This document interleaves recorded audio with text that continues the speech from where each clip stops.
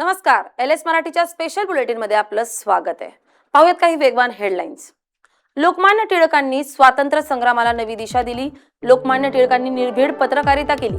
टिळकांच्या नजरेतून भगवद्गीता वाचा, अमित शहांचं नागरिकांना आवाहन. अमित शहा रात्रीच्या अंधारात आले. त्यांचे हात मुलांच्या रक्तानं माखलेले आहेत. अमित शहा संसदेत आले नाही, हे लोकशाहीचे दुर्दैव. खासदार संजय राऊतांची शहांवर टीका. अजित डोवालांनी राष्ट्रीय सुरक्षेला खरा आयाम दिलाय. भारत मार खाणारा देश नाही तर घुसून मारणारा देश. डोवाल यांची जीव धोक्यात घालून देशासाठी कार्य केलं. मुख्यमंत्री फडणवीसांकडून डोवालांचं कौतुक. राम लक्ष्मणाप्रमाणे मोदी शहांचं नाव घेतलं जातं. अजित डोवाल यांनी भारताच्या सुरक्षा यंत्रणांना मजबूती दिली. उपमुख्यमंत्री एकनाथ शिंदेकडून मोदी शहा यांच्यासह डोवालांचं कौतुक. मला मुलांना माफ करायचंय. पंतप्रधान मोदींचा नवा व्हिडिओ. रुचिका सिंगची मोदींना शिवीगाळ. मला माफ करा. शिवीगाळ प्रकरणी रुचिकाची माफी. अपशब्द वापरणं हा गुन्हा नाही. अभिजित दिपकेंचा रुचिका सिंग यांना समर्थन. कृती चुकीची पण फौजदारी गुन्हा ठरत नाही, दिपकेंचं वक्तव्य. नमस्कार, मी स्नेहल चौधरी. आपण पाहत आहात एलएस मराठी. या होत्या काही वेगवान हेडलाईन्स. आता पाहूयात सविस्तर बातम्या.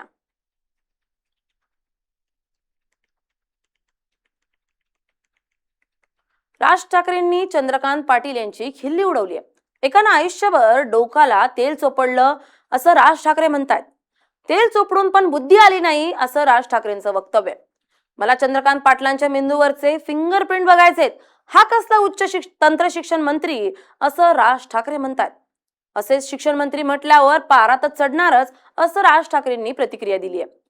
मला चंद्रकांत पाटील यांच्या मेंदूंवरचे फिंगरप्रिंट बघायचेत. हा कसला उच्च शिक्षण तंत्र शिक्षण मंत्री असं राज ठाकरेंनी प्रतिक्रिया देत म्हटलंय. आमच्या काळामध्ये आम्ही त्यावेळेला लहान असताना आमचे आई वडील सांगायचे, डोक्याला रात्री तेल लावत जा, बुद्धी तल्लख होते. एका माणसाने आयुष्यभर केसाला तेल चोपडलं पण बुद्धी नाही आली.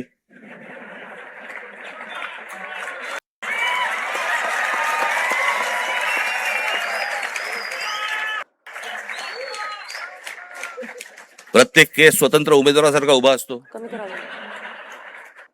बस. Okay okay okay okay okay okay no problem. Okay. आणि हे म्हणे शिक्षण आणि तंत्रज्ञान मंत्री.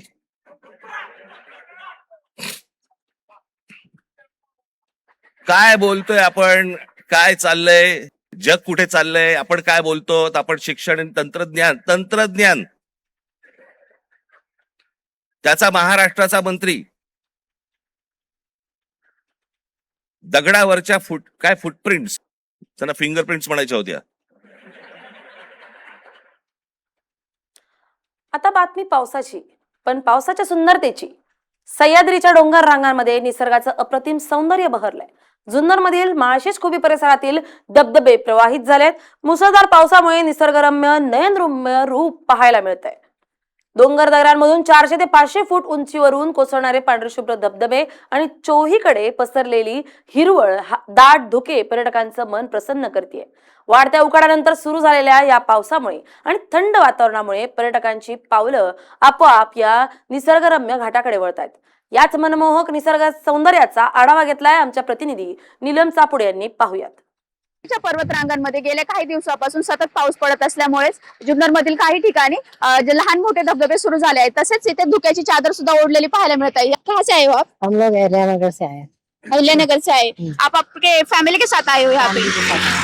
और आपको कैसा लगा ये नेचर अब देख के पूरा? बहुत अच्छा, वेरी ब्यूटीफुल, बहुत अच्छा लग रहा है. बहुत अच्छा लग रहा है. हाँ, आप हर साल यहाँ आते हो या इसी साल आए हो? रेनी सीजन में आते हैं. धुक्याची चादर सुद्धा ते इथे पाहताना पाहायला मिळत आहे. नीलम चापुडे, एलएस मराठी, जुन्नर. बातमी पंढरपुरातून. पंढरपुरात भीमा नदीच्या पाणी पातळीत वाढ झाली आहे. उजनी आणि वीर धरणातून भीमा नदीत विसर्ग करण्यात आलाय. रात्री उशिरापर्यंत भीमा नदीत विसर्ग करण्यात आला होता. दुपारनंतर भीमा नदीची पाणी पातळी वाढणार आज दुपारनंतर भीमा नदीची पातळी मोठ्या प्रमाणात वाढणार आहे, याचाच आढावा घेतलाय आमचे प्रतिनिधी जगदीश डांगे यांनी. पाहूया ते काय म्हणतायत.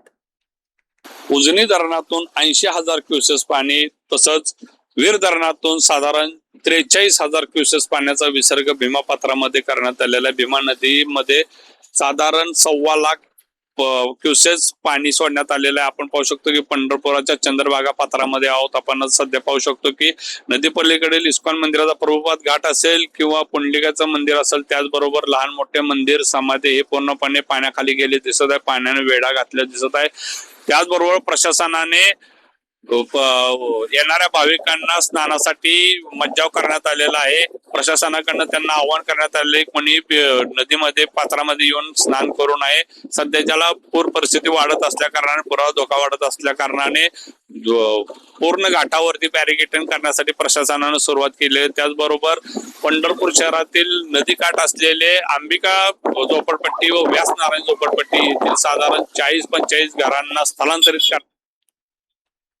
पुण्यात आज केंद्रीय गृहमंत्री अमित शहा यांचा दौरा होता. त्या दौऱ्यावर काँग्रेसच्या अनेक कार्यकर्त्यांनी आपली तीव्र प्रतिक्रिया व्यक्त केली होती आणि त्याला निषेध देखील नोंदवला होता आणि काळे झेंडे दाखवू असा इशारा दिला होता. त्यात केंद्रीय गृहमंत्री अमित शहा यांच्या पुणे दौऱ्याच्या पार्श्वभूमीवर काँग्रेसचे आंदोलन अधिक आक्रमक झाल्याचं पाहायला मिळालं. निषेध नोंदवण्यासाठी काँग्रेसचे कार्यकर्ते थेट पुणे सातारा रस्त्यावर उतरलेत आणि जोरदार घोषणाबाजी करत आंदोलन केलंय. त्यामुळे काही काळ वाहतुकीवर परिणाम झाला होता. परिस्थिती नियंत्रणात ठेवण्यासाठी पोलिसांनी तात्काळ हस्तक्षेप करत आंदोलकांना ताब्यात घेतले आणि परिसरात कडेकोट बंदोबस्त तैनात केलाय. त्या ठिकाणी आज काँग्रेसकडून जे आहे ते आंदोलन केलं जातं. जनरल डायरची प्रतिकात्मक पाहायचं असेल तर अमित शहाला बघावं. आजच्या काळातला आधुनिक अमित शहा म्हणजे जनरल डायर आहे, ज्यांनी विद्यार्थ्यांवर, मुलींवर, महिलांवर अत्याचार केला. त्यांनी राजीनामा द्यावा, यासाठी हे आमचं काँग्रेस पक्षाचं आंदोलन आहे. एकीकडे जर पाहिलं तर रोहित टिळक तुमच्याच पक्षाचे आधी पूर्व रुक्मेचे तुमच्याच पक्षाचे जे आहेत ते नगरसेवक होते आणि या ठिकाणी आज त्यांनीच अमित शहांना आमंत्रण केले. ते आमच्या पक्षाचे नेते नाहीयेत. त्यांनी पक्षांनी त्यांना पहिलेच काढलेलं आहे. आपल्याला माहित असेल कोणत्याही पक्षाच्या आंदोलनात नसतात. उलट शिवसेने एकनाथ शिंदेची त्यांनी त्यांना उमेदवारी दिली होती. अनंत उपकार काँग्रेस पक्षांनी त्या कुटुंबावर केले. त्याची आता अजून एक बातमी पावसाचीच. बुलढाणा जिल्ह्यात 30 जुलै रोजी रात्रीपासून जो मुसळधार पाऊस सुरू झाला होता, त्यामुळे जवळजवळ जिल्ह्यातील 92 मंडळांमधील 91 मंडळे हे बाधित झाले होते. तर एकाच दिवसामध्ये 130 मिलीमीटर पावसाची नोंद झाली होती. यामुळे शेती पिकाचं तसेच फळबागांचं मोठं नुकसान झाल्याचं पाहायला मिळालंय. यातच मलकापूर तालुक्यातील एका 5 एकर शेतातील फळबागा शेतात अक्षरशः पपईच्या बागेत 24 तासांनंतर ही मोठ्या प्रमाणात पाणी साचल्यानं पिकं पूर्णपणे बाधित झाली आहेत. यामुळे शेतकऱ्यांचे लाखो रुपयांचे नुकसान झाले. याचाच थेट शेतातून आढावा घेतलाय आमचे बुलढाण्याचे प्रतिनिधी गणेश सावदतकर यांनी. पाहूयात. बुलढाणा जिल्ह्यामध्ये 30 जुलै रोजी जो पाऊस झाला होता, त्या पावसानं अक्षरशः जिल्ह्यामध्ये थैमान घातलेला. विशेषतः बुलढाणा जिल्ह्यातील मलकापूर, नांदुरा, संग्रामपूर, मोताळा या परिसरात मोठ्या प्रमाणात पाऊस झाल्याने मोठं नुकसान या ठिकाणी झालेलं आहे.